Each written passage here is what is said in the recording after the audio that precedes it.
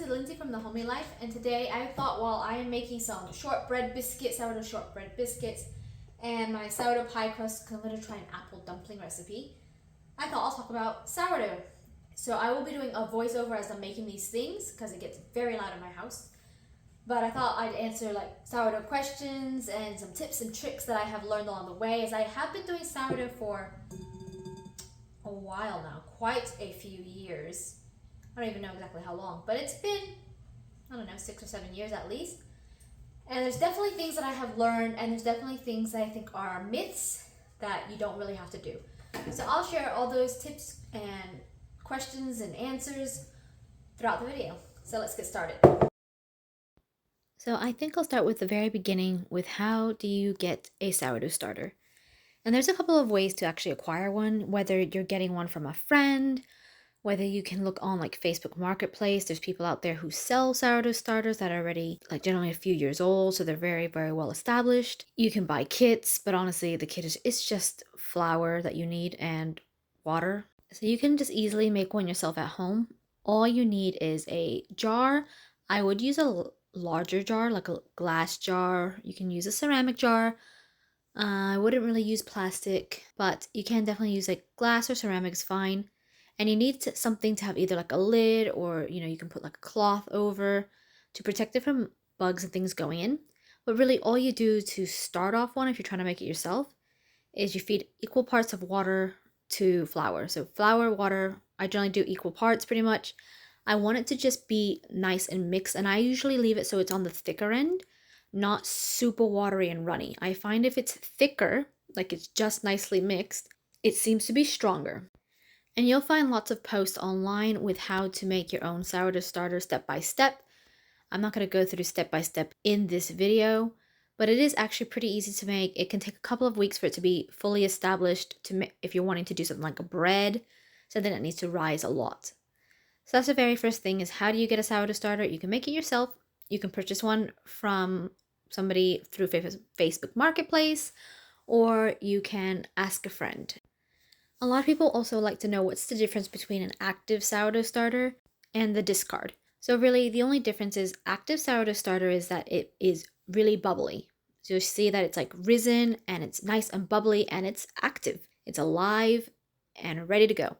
So the discard generally is when it's past that point of being active and it starts to go flat again. It pretty much, your starter is now going hungry. So it's flattening and now it's starting to go hungry and it's going to need more food so that it can be reactivated again.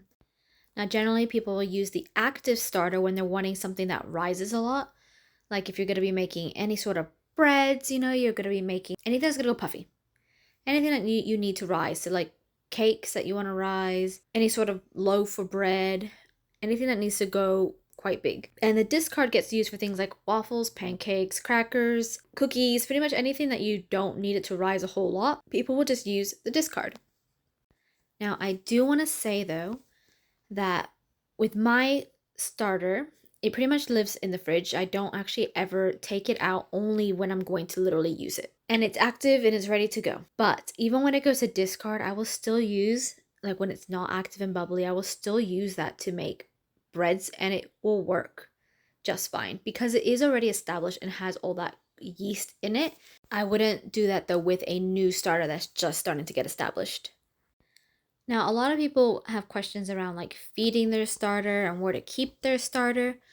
My starter lives in the fridge. I take it out, I use it, I feed it again. Like, so if I just have even just a tiny little bit left, let's say like maybe there's a quarter cup left in my jar, I could put like 2 cups of flour in there, and I'll just add water until it's nice and thick, and then I'll put it in my fridge, and it will slowly start to ferment and bubble, and it will actually stay active for about 2 days. So it takes about a good solid 24 hours in the fridge before it's even starting to bubble up, and then it will be bubbly for 2 to even 3 days. And if it's thicker, I find it to stay bubbly a lot longer compared to if I had a more watery mixture.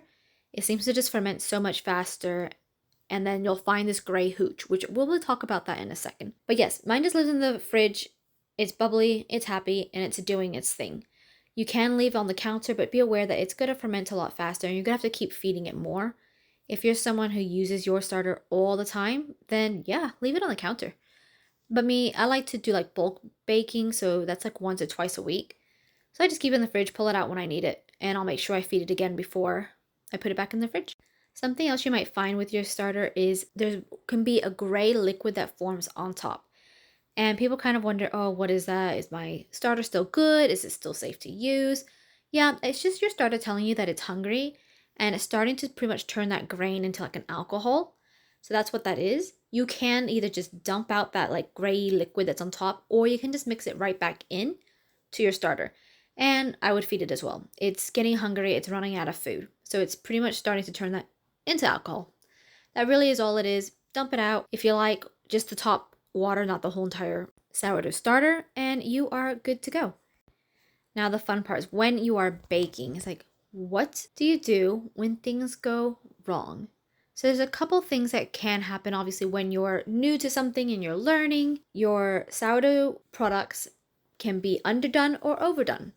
So sometimes what happens, definitely when it's warmer, you'll find it can happen a lot more often and it's easier, is you can overproof your dough, which means you have mixed all your ingredients together and now you're letting it rise, but it's quite hot. Maybe you left it longer than you should have, and it starts to lose its structure. It's now overproofed, and no matter how much you try to shape it, it has lost its structure.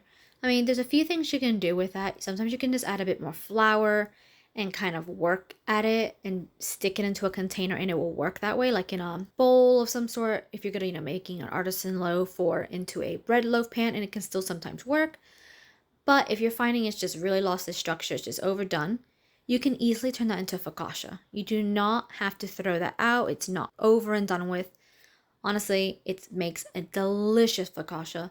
Flatten it out, add some olive oil, put a bit of salt, and throw that bad boy in the oven, and you are going to have something absolutely delicious to eat. So you can just, like I said, add some more flour to it. You might be able to revive it and make it so that you can handle it easier. If not, turn it into a focaccia. It's still delicious, still something you made. Underproofing means that you haven't let it ferment enough, and you'll find that it can get quite hard. Your dough, when you then cook it, doesn't actually rise properly, and it's really dense. And what you can do with that is you can just either turn it into breadcrumbs, so slice it, just let it dry out even more, and you can just blend it and turn it into breadcrumbs, no problems at all. Sometimes people are able to cut it and have it soaked to make like French toast casserole, so sometimes you can do that with it as well, or turn it into delicious croutons. So once again, you do not have to throw it out, whether you've overproofed your dough or underproofed your dough. There is a way to save it and to still use it and to still eat it. And now I'll just explain some ways you can store your sourdough baked goods and homemade goodies. So like for breads, I actually find, yes, you can store them in a bread bag, but honestly, I have found storing them in a Ziploc bag, just a large Ziploc bag, really keeps it softer and the moisture in longer. Now, they can be stored on the counter for, a few days, or I just leave mine in the fridge. I have it in a Ziploc bag. Yes, it's plastic, but I reuse it. And then I leave it in the fridge, and when I want slices of bread or even bagels, I take it out and I toast it. That's how I personally like it. You can also freeze your goodies. So, once again, this is more for like your breads, your bagels, actually pretty much anything. You can freeze your cookies, you can freeze any of those just fine. You're going to want to store them in a container, airtight container. If it's bread or bagels, honestly, slice it first. It's so much easier if you pre-slice them. Stick them in a Ziploc bag again is the best way for me, I found. I tend to suck out the extra air with a straw, and I enclose it and stick it in my freezer, and then it's good to go. You just leave it there until you need it. Pull it out, stick it in the fridge if you like. It will thaw. Leave it on the counter, however you want to do it, and use as normal. Storing is pretty easy. As long as it's in an airtight container of some sort, away from direct sunlight, it will be fine. It will just depend how long it will last. So obviously on the counter, it doesn't last as long, but if you're going to eat it quickly, it'll be fine for a few days on the counter in an airtight container away from the sun. If not, I tend to either put them in the fridge or, like I said, I will freeze it. I love making double batches and freezing them for another day. Now I do have a blog post that I'll link below with like sourdough questions and answers, and it goes into more detail with different questions and answers.